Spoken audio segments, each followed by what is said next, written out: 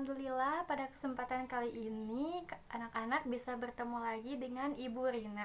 Pada kesempatan kali ini juga Ibu Rina mendampingi Bu Puput di kelas 2. Nah, kita hari ini akan membahas tentang pelajaran Ulumul Quran yang membahas tentang istilah-istilah nama Al-Quran, istilah nama-nama Al-Quran. Nah, sambil Ibu menjelaskan, anak-anak boleh sambil melihat kecatatannya ya. Nah, boleh dilihat. Yang pertama ialah Alkitab, artinya ialah tulisan yang lengkap. Nah, yang dimaksud dengan tulisan yang lengkap itu ialah bahwa Al-Quran menjelaskan tentang seluruh yang ada di dalam kehidupan kita.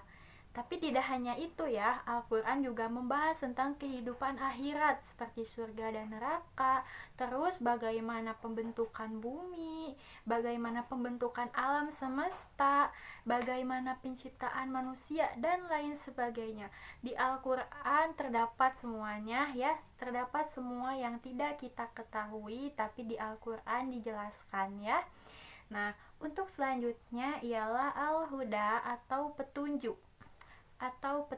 Ya, anak-anak sudah tidak asing lagi dengan kata petunjuk ya. Petunjuk atau penuntun manusia ke dalam kebenaran. Misalkan seperti ini. Nah, bagaimana caranya agar manusia bisa masuk surga? Nah, di Al-Quran dijelaskan bahwa cara untuk masuk surga ialah dengan melakukan amalan-amalan soleh. Seperti apa? Sholat, berbakti kepada kedua orang tua, dan amalan-amalan baik lainnya. Seperti itu. Jadi Al-Quran menunjukkan anak-anak kepada kebenaran. Yang ketiga ada az-zikri atau pengingat. Nah, di situ boleh dibenarkan ya, artinya pengingat atau pembentuk kesadaran. Nah, dari sini kita bisa belajar bahwa Al-Quran juga mengingatkan kita terhadap hal itu. Misalkan, ketika kita melakukan dosa nih, seperti mencuri, membunuh misalkan ya. Nah, di Al-Quran dijelaskan bahwa orang-orang yang mencuri itu dapat hukuman, yaitu dimasukkan ke dalam api neraka.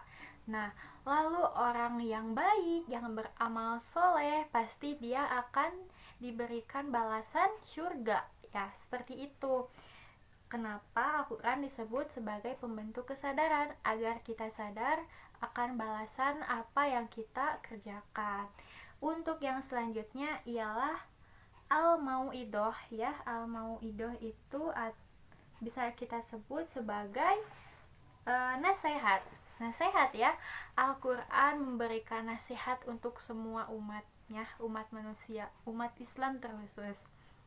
Seperti ini misalkan, anak-anak sedang dilanda kesedihan, anak-anak sedang dilanda apa gitu ya, ibu aku sedih gara-gara misalkan nenek aku meninggal, atau teman aku gak ada gitu, teman aku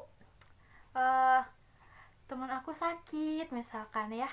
Di Al-Quran sudah dijelaskan tentang nasihat-nasihat ya, bahwa umat manusia jangan pernah merasa bersedih, jangan pernah merasa kecewa, jangan pernah merasa bahwa di dunia ini kita tidak punya siapa-siapa lagi. Nah, di Al-Quran ini juga dijelaskan bahwa setiap dari kita itu memiliki suatu hikmah, suatu hal yang indah gitu di balik kesedihan kita. Contohnya seperti ini ya. Janganlah merasa sedih. Sesungguhnya Allah bersama kita. Kita yang sabar akan menahan ujian-ujian yang ada di dunia ini. Seperti itu ya anak-anak. Nah, yang terakhir ialah at-tazkirah atau peringatan ya.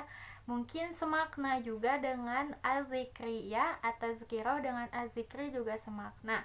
Kalau az-zikri tadi ialah pengingat, kalau ini ialah peringatan. Contohnya seperti ini. Di Al-Quran ada yang menjelaskan seperti ini ya. Janganlah kamu berbuat demikian, nanti kamu akan mendapat demikian. Misalkan, janganlah kamu berbuat musyrik, jangan menduakan Allah, nanti kamu akan mendapatkan murka dari Allah atau Allah akan marah kepada kamu. Nah, seperti itu ya. Boleh kita ulang ya. Yang pertama ada Alkitab, artinya ialah tulisan yang lengkap. Yang kedua ada Al-Huda, artinya petunjuk. Nah, yang ketiga ada Az-Zikri, artinya pengingat ya. Yang keempat ada Al-Mau'idoh, artinya nasihat. Yang kelima ada At-Tazkirah, artinya peringatan. Seperti itu ya. Sampai sini paham? Nah, kalau anak-anak